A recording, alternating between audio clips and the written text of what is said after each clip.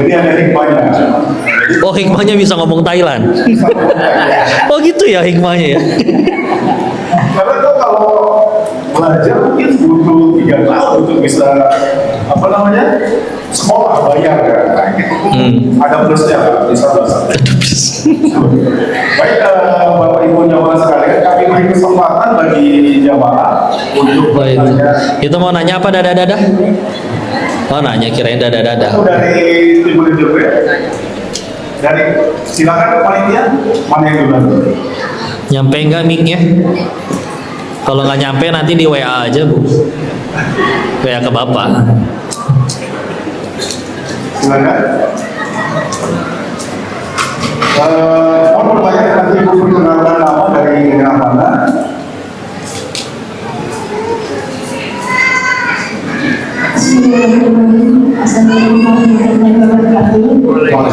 Waalaikumsalam warahmatullahi Saya Sintiati dari Pamekasan.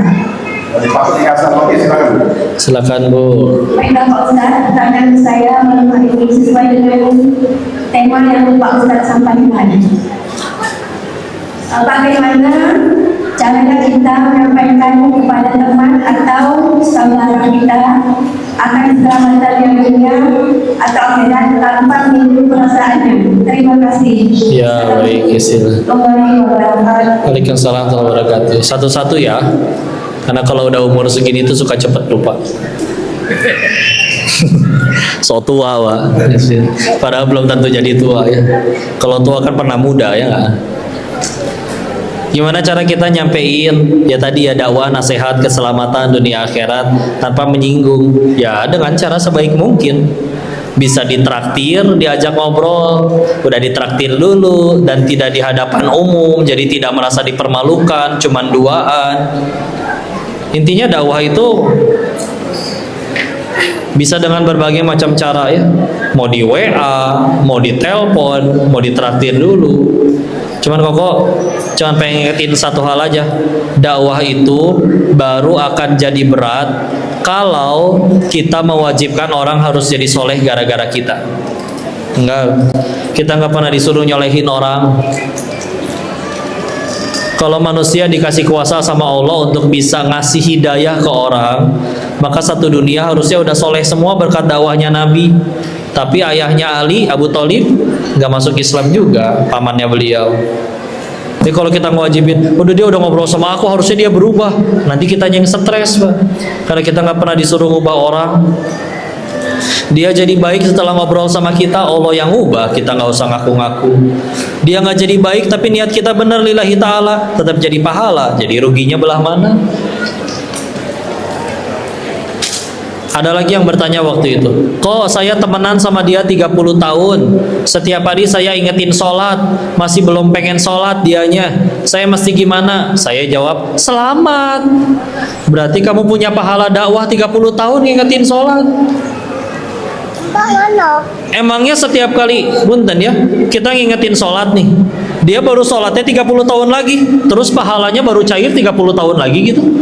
Oh enggak. Kita ngingetin sholat, dia sholat gak sholat tetap dapat pahala.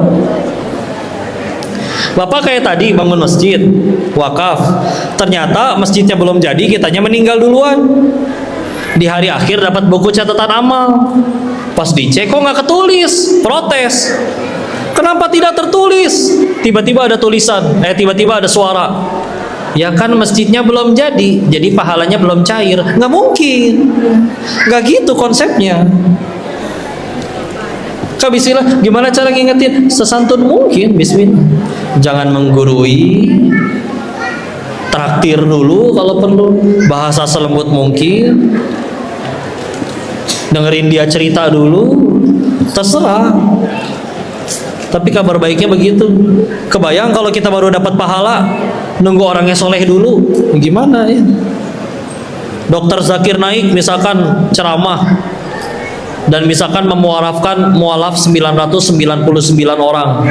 Begitu meninggal nyampe depan gerbang surga, ada spanduk yang tulisannya yang boleh masuk sini cuman yang udah mualafin 1000 orang. Ya kurang satu, masa jadi nggak boleh masuk? Balik lagi itu ke dunia? Nggak mungkin. Jadi selamat menikmati ya. Kalau Allah mau, kita masih mikir gini, kalau Allah mau bisa dia yang taat, kita yang dibiarin ngaco. Kita mau taat juga Allah yang tolong. Dan Allah izinkan kita kenal sama teman yang misalkan seperti itu. Oh, berarti Allah lagi nyediain ladang pahala dakwah untuk kita. Ya, selamat menikmati. Coba misalkan kita punya ilmu agama, tapi satu dunia udah soleh semua. Ya tuh dapat pahala dakwah dari mana? Udah pada soleh. Misalkan saya ceramah di sini, Pak, Bu, sing soleh, langsung soleh semua sampai mati. Ya nggak akan diundang lagi. Ya, kan lah udah pada soleh ya. Gitu ya. Mohon maaf. Wallahu a'lam bishawab. Baik, terima kasih. Ini lihat dari pekerja ya, dari pekerja. Kita beri kesempatan dulu ya dari pekerja. Silakan Bu. Kenalkan nama. Ya, istilah. Oh, jawabin yang di sini dulu ya. Ya Allah, udah jam 10 lebih juga.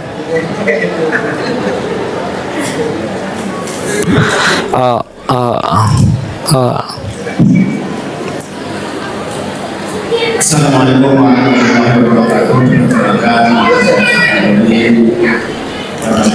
Oh, nanti dibilangin ya, coba ya. Nah, Baiklah, saya akan menanyakan pada suatu yang suaranya bisa dikeraskan lagi Pak? Ya, suaranya kurang keras. Iya, ada saya jumpai mandala doa di Tauhid Kalbi Fasihat buku secara harfiah. Kalau saya berartikan sesiapa saja yang berwudu dengan air kencing anjing maka sah wudu. Kemudian awal doa tahta syajari fatolat wudu. Dan barang siapa yang berwudu di bawah pohon maka batal wudunya.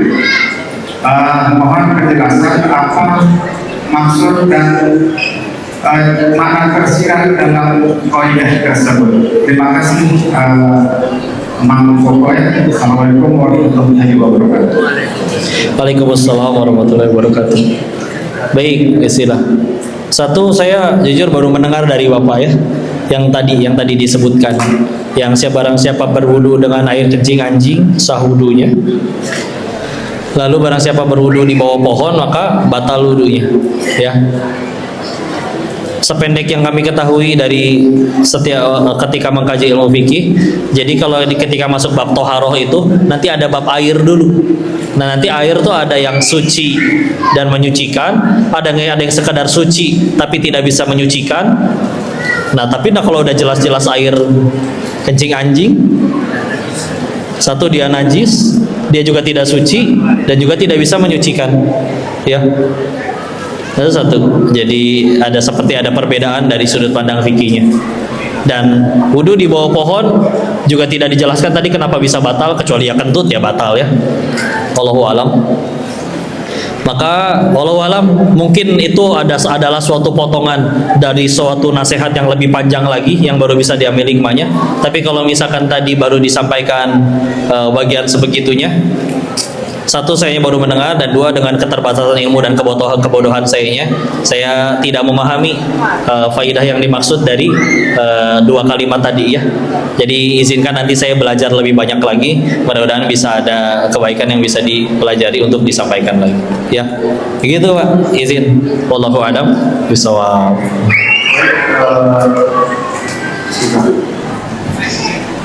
Dari pekerjaan.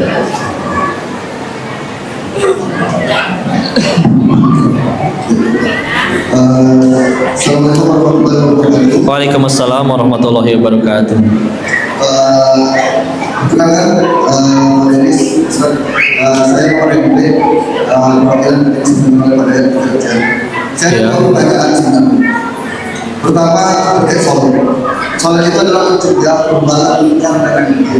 Keji dan munkar ya. Nah, munkar dan nakir berarti masih pada fokus ya. seperti itu. Ini efek dari belum punya istri nih, Bos. Iya.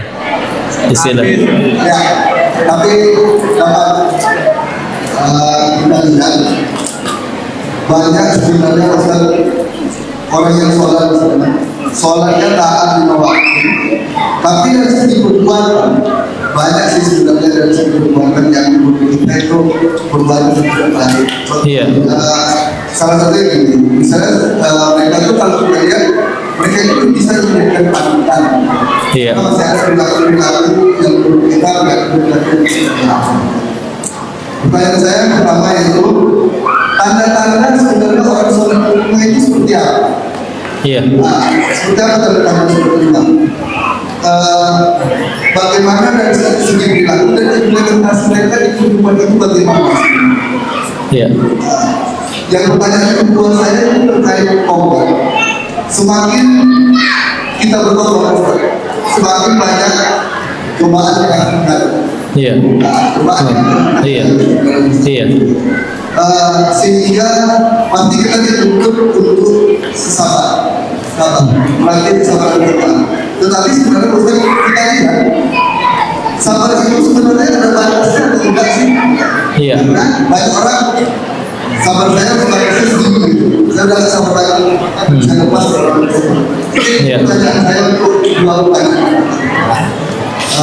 Baik. Waalaikumsalam warahmatullahi wabarakatuh. Izin yang pertama dari potongan surat ke-29 Al-Ankabut ayat 45. Pergantian juz 21 di pojok kanan bawah. Inna salata tanha anil fahsya'i wal munkar. Sesungguhnya salat itu mencegah dari perbuatan keji dan munkar. Pertanyaannya adalah banyak tuh orang salat tapi perbuatannya tidak sesuai lah ya. Ketika ditanyakan ke guru kami, salah satunya Agim, beliau jawabnya kayak begini. Satu, bisa jadi ada salah dalam niatnya. Salat itu ada yang kepaksa, ada yang karena ada calon mertua, dan yang lain-lain. Ya. Yang kedua, tadi tidak paham dengan salatnya. Jadi salatnya tidak berefek. Dia nggak tahu ini yang rukun yang mana aja, yang wajib yang mana aja, yang sunnahnya mana aja, arti dari bacaannya aja. Jadi cuma benar-benar kayak badan gerak ruku. Kalau mau jujur, orang Jepang bisa bikin robot yang 24 jam ruku dan sujud. Tapi kita tahu itu robot tidak akan nyelamatin orang yang kecelakaan di pinggir jalan. Ruku aja terus. Dan kita tidak akan berkata, wah robot yang soleh. Enggak. Allah nggak pernah nyuruh kita 24 jam ruku dan sujud. Tapi pertanyaannya, sholatmu sudah membuat kamu jadi manusia seperti apa? Ya. Makanya ketika akhirnya kita bicara ngelihat orang ini Islamnya benar atau enggak, Nabi yang nyuruhnya jadi patokannya apa coba? Akhlak. Imam Ibnul Qayyim al-Jauziyah menyebutkan bahwa agama itu seluruhnya akhlak. Ya. Karena akhlak itu ibarat buah, ada akar dan ada batangnya. Akarnya akidah yang benar, bertauhid. Batangnya syariat yang terjaga. Buahnya akhlak. Kenapa Nabi akhlaknya paling mulia? Karena benar-benar beliau paling benar tauhidnya. Dan beliau nggak cuma ikut syariat, bahkan beliau jadi syariat. Kalau ada yang bertanya, kok orang-orang Jepang lebih disiplin, akhlaknya bagus, tapi dia nggak sholat, tidak berakidah, apa yang terjadi? Lihat, cek deh nanti di internet kejadian bunuh diri paling banyak di mana. Kalau nggak Jepang, Korea Selatan, dan kita tahu Jepang paling banyak produksi film porno, Pak. Sampai ada pertanyaan unik kayak gini. Di Jepang, kenapa banyak film porno? Karena pernikahan itu rendah, Pak. Orang pada nggak mau nikah. Di Korea, kenapa banyak drama romantis? Karena perceraian itu tinggi. Jadi dibikin nikah tuh indah banget. Padahal indah juga, Pak, ya. Tergantung kita nyikapinnya. Di Indonesia, Pak, kenapa ya banyaknya film azab? Silakan dijawab ya. Ya, wallahu a'lam bishawab. Dan kita lihat ya, mereka belajar akhlak misalkan, disiplin memang, tapi kalau tidak didampingi akidah dan syariat yang dijaga, gampang stres. Orang banyak pengen jadi artisnya bunuh diri di sana, Pak. Ya, saya baca majalah mahasiswi di Singapura loncat dari apartemen lantai 14, tentu wafat seketika. Dan ketika dicek buku diari, buku hariannya Pak, ternyata dia loncat gara-gara jerawatnya nggak sembuh-sembuh. Yes. Loh, anaknya gimana? Ke teman-temannya sopan, ke orang tuanya santun, kuliahnya nilainya bagus. Terus kenapa? Masalahnya satu, Tuhannya bukan Allah, Tuhannya mulut orang. Jadi ketika dihina-hina dia nggak kuat, mendingan saya mati, gitu katanya. Coba lihat Nabi kita, jangankan dihina, mau dibunuh, lempeng aja jadi orang baik. Kenapa? Yang dikejar bukan mulut orang, Allah. Jadi kuat, mau diapain juga. Ya, gimana berarti ciri orang sholatnya benar atau enggak? Sebagaimana ayat tadi, dia nggak mau berbuat keji dan munkar. Karena izin ya, maksiat memang ada nikmatnya. Taat juga ada nikmatnya. Kalau kita diam di tengah-tengah, nggak akan nikmat dua-duanya. Ada orang nyebutnya STMJ, sholat terus maksiat jalan. Kalau sambil kayak begitu, nanti sholat keinget maksiat, nggak bisa khusyuk. Terus dia maksiat, yang lain happy waktu mabok, dia stres. Waduh, berapa tetes nih, berapa hari sholat saya nggak keterima. Yang lain malah senang, dia malah stres. Jadi mendingan gimana? Kalau mau kanan-kanan sekalian, taat. Masalah masa lalunya dulu seperti apa, bismillah. Kalau Allah udah benci sama pendosanya, udah mati pendosanya. Kabar baiknya yang dibenci adalah dosanya. Mungkin kalau dikaitkan dengan pertanyaan yang awal tadi, pernah juga mendengar nasihat, tangisan air mata tobatnya seorang pendosa lebih mulia di hadapan Allah daripada sombongnya seorang ahli ibadah. Mungkin tadi kaidah yang tadi disampaikan pengen disambungkan bahwa air kencing anjing itu najis, ya. Tapi perempuan yang nolongin anjing itu, padahal dia seorang pelacur, diampuni dosanya. Sedangkan iblis sebelum diusir dari surga, dia sudah 70.000 tahun ibadah lebih lama daripada Nabi Adam, tapi bisa hancur gara-gara satu kesombongan. Ya.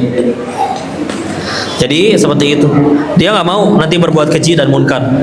Jari yang benar-benar sholat tahiyatnya benar, nggak mau menandatangani perjanjian yang batil. Ya. Istilah bisa jadi ada salah niatnya, harus dilurusin atau tidak paham sholatnya. Terus tadi terkait yang tobat, sabar. Oh, kalau misalkan tobat ujiannya masalahnya tambah banyak gitu ya. Ya ibarat piring atau lantai toilet Pak, makin kotor, disikatnya makin kenceng nggak? Begitu. Kalau ternyata kotornya cuman kena spidol yang sekali giniin hilang, udah selesai. Tapi kalau kena spidolnya spidol permanen, gara-gara dosanya nyaris permanen, nggak tobat-tobat, ya akhirnya dibersihinnya nggak cuma pakai spons, bisa jadi pakai kawat besi, ya. Dan sebetulnya ketika orang itu tobat terus dibilang berkata masalahnya banyak dan juga dia berasa sakit, kalau mau jujur bukan karena masalahnya berat Pak, tapi sebagaimana yang tadi saya bilang, ya karena mungkin di hatinya belum Allah. Lihat para nabi, ujian kita sama ujian para nabi, beratan para nabi, tapi ngeluhnya banyakan kita. Sekedar lelah dakwahin umatnya, dimakan ikan paus. Ya, kita sengaja ninggalin sholat, pernah nyakitin hati orang tua, dicakar kucing juga enggak. Tapi ngeluhnya banyakan kita. Iya, masalah akan banyak. Dan jangan heran ketika kita nurut sama Allah, masalahnya tambah banyak. Tapi juga mudah bagi Allah ngebuat di hatinya ngerasa enggak, biasa aja. Sedangkan di luar sana ada orang yang makan rendang, marah. Saya pengennya restoran itu, kenapa restoran yang lain? Rendang depan mata, tinggal makan. Di luar sana orang belum tentu makan daging, ngambek tuh. Sedangkan Nabi belum pernah makan kenyang 3 hari berturut-turut sepanjang hidupnya. Kadang pernah sampai berbulan-bulan dapurnya nggak ngebul sama sekali. Pernah ketika pulang ke rumah bertanya kepada Aisyah, ada apa di rumah? Aku cuma punya cuka. Beliau pengen menghibur Aisyahnya lalu berkata, sebaik-baiknya lauk adalah cuka. Cuka, gadoin cuka masa? Manusia yang paling mulia. Umar bin Khattab datang ke kediaman Nabi.